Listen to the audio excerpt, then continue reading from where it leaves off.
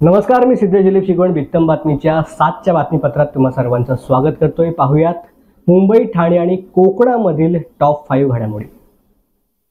महाराष्ट्रामध्ये महायुतीचे सरकार स्थापन झाल्यावरती मुख्यमंत्री कोण होणार याकडे सर्वांचं लक्ष होतं. परंतु सर्वांचीच उत्कंठता आता संपणार असल्याचं बोललं जाते. 5 डिसेंबरला महायुतीचे मुख्यमंत्री आता शपथ घेणार असल्याची सूत्रांची माहिती आहे.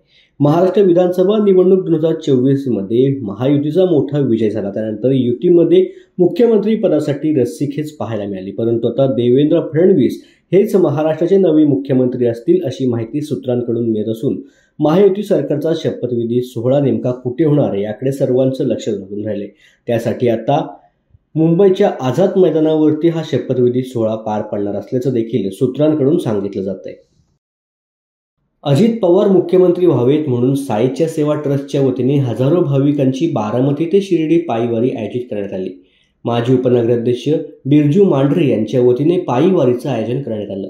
एकंदरीत 10 दिवस पायीवारी असणार असून आम्हाला लवकरच अजित पवार महाराष्ट्राचे मुख्यमंत्री झाल्याची गोड बातमी मिळेल असा विश्वास देखील बिरजू मांढरे यांनी व्यक्त केला.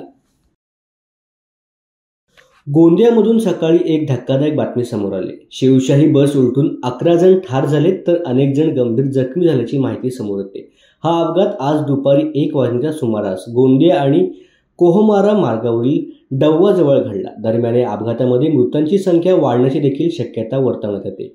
गोंदिया येथे बस उलटल्यानंतर आतापर्यंत 8 मृतदेह बाहेर काढण्यात आले असून मृतांचा आकडा वाढण्याची शक्यता आहे. मुख्यमंत्र्यांकडून अपघातग्रस्तांना तातडीने 10 लाख रुपयांची मदत देखील जाहीर करण्यात आली. एकनाथ शिंदे यांनी या अपघाताची बातमी समजताच मृतांना तातडीने 10 लाखांची मदत करण्याचे आदेश परिवहन प्रशासनाला दिले आहेत. तसेच स्थानिक प्रशासनाकडून परिस्थितीची माहितीही मुख्यमंत्र्यांनी घेतली असून जखमींना तातडीने योग्य उपचार देण्याच्या सूचना देखील त्यांनी केल्या आहेत. मुंबई महापालिकेने विधानसभा निवडणुका पार पडल्याबरोबर लगेचच पालिकेच्या विविध खात्यांच्या आस्थापनेवरील कर्मचारी सहाय्यक पदांसाठी 2 ते 6 डिसेंबर दरम्यान तसेच 11 आणि 12 डिसेंबरला परीक्षा घेणार असल्याचं जाहीर केलंय. या परीक्षेमध्ये पात्र ठरणारे उमेदवार हे सर्व प्रकारच्या कागदोपत्री तपासणी अखेर पालिकेमध्ये लिपिक पदावरती काम करणार आहेत. त्यामुळे गेल्या काही कालावधीपासून 1846 लिपिक पदे रिक्त असल्याने याच्या पालिकेच्या दैनंदिन कामकाजावरती विपरीत परिणाम होत होता. पण आता लिपिक पदावरती नव्याने पात्र उमेदवार आपले काम करण्यासाठी पालिका सेवेमध्ये दाखल करणार असल्याचं बोललं जात आहे.